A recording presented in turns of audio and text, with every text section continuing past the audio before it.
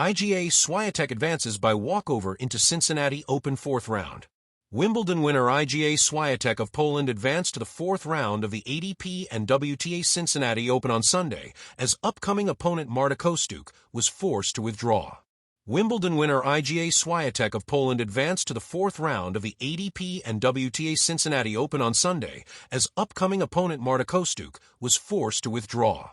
The 27th-ranked Ukrainian cited a right wrist injury for the pullout, which came a day after six-time Grand Slam winner Swiatek, seeded third, advanced to the third round with the loss of just 5 games. Yelena Ostapenko, the 2017 Roland Garros champion, also benefited from a walkover as Camila Osorio withdrew with an abdominal injury. The August sun had barely begun its climb over Mason, Ohio, when Iga Swiatek's morning unfolded with the precision of a metronome. Her playlist hummed softly through her headphones, her stretching routine hit each muscle group in turn, and her mind focused sharply on the task ahead, a third-round match at the Western and Southern Open. The rackets had been rest-strung the night before, the grips freshly wrapped. She had rehearsed the tactical patterns she wanted to test, visualized the opening points, and even mapped out where to apply pressure on her opponent's serve. But before the day could pick up speed, a knock came at the door of her mental game plan. Her opponent had withdrawn. No coin toss, no first serve, no break points to fight off. Just a walkover. Swiatek was into the fourth round without playing a single competitive point. The strange rhythm of a walkover. To outsiders, it might seem like the perfect scenario, a win without sweat, a free pass forward. And in one sense, it is. A day saved in a week where the sun bakes the courts and the air can feel like soup is no small advantage. But for a competitor like Swiatek, who thrives on the rhythm and repetition of match play, the sudden absence of a contest creates a strange vacuum. You prepare for hours to compete, she told reporters later, and when that's gone, you have to find another way to channel that energy. It's part of the sport, but it's a little unsettling. The physical benefits are obvious. No energy spent in long rallies, no risk of injury from sudden sprints, and an extra day to recover. The mental adjustment, however, is less straightforward. Match rhythm is hard to replicate in practice. The pulse of the crowd, the pressure of the scoreboard, the subtle shifts in momentum. Keeping the edge. Swiatek's team wasn't about to let the day drift into a rest day haze. Within an hour of learning the news, she was on a side court with her hitting partner, the sweat already beginning to bead on her forehead in the sticky Cincinnati heat. Her coach called out imaginary scorelines, 15-30 breakpoint deuce, to simulate pressure. The drills were sharp, deliberate, and intense. She practiced the patterns she had intended to use in her match, hitting forehands with heavy topspin into the corners, slicing low backhands to disrupt rhythm, and charging the net to finish points. While the crowd in the main stadium cheered on other matches, a small group of fans leaned over the practice court railing, watching the world number 3 create her own competition. The Cincinnati factor. The Western and Southern Open isn't just another tournament.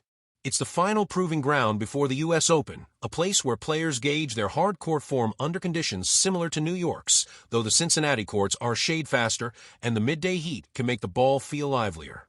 Swiatek arrived in Ohio knowing that every match here was a rehearsal for Flushing Meadows. A walkover interrupts that rehearsal, forcing her to adapt her preparation plan on the fly. It's about making the most of the day, she said. Even without a match, you can improve something: movement, serve placement, reactions. You just have to be intentional. A respectful advance. The withdrawal came because her opponent, struggling with a physical issue, decided not to risk making it worse. Swiatek knows the difficulty of that choice. She's had to make it herself in past seasons. No one wants to pull out, she said. We all work so hard to get to these stages of tournaments. I hope she recovers quickly and can play again soon. The respect in her voice was genuine. At the professional level, every player understands a fine line between competing and causing long-term damage to the body. Fans in search of tennis. For ticket holders, the news meant disappointment. Many had bought seats hoping to watch Swiatek's third-round performance. Instead, they found themselves wandering the grounds, catching glimpses of her on the practice courts. Swiatek made the most of those moments, staying after her session to sign autographs, pose for photos, and talk briefly with fans. It wasn't the same as a match, but it softened the sting for those who had come to see her play. One fan, a young girl wearing a Let's Go IGA t-shirt, even got to hold Swiatek's racket for a picture, her grin wide enough to eclipse the lack of a real match. Shaping the road ahead. With a place in the fourth round already secured, Swiatek now turns her focus to scouting her next opponent. She took a seat courtside later in the day, watching potential challengers battle under the glare of the afternoon sun. Every detail, service patterns, footwork under pressure, preferred rally shapes, went into her mental notebook. The break also allows her to refine parts of her game that don't always get full attention during tournaments. Serve accuracy, return aggression, and even recovery patterns between points all received extra reps during her walkover day. A quiet win in a loud tournament. By the end of the day, the grounds of the Lindner Family Tennis Center buzzed with the usual late-round energy. Spectators debated the day's best rallies, food vendors sold out of lemonade, and the evening matches lit up the main court. For Swiatek, the day's story was far quieter. No dramatic tiebreaks, no comeback arcs, no match points saved. Just a line in the draw showing her name moving forward. Yet in the marathon of a tournament, that quiet can be powerful. Energy saved today could be the difference in a long three-set battle tomorrow.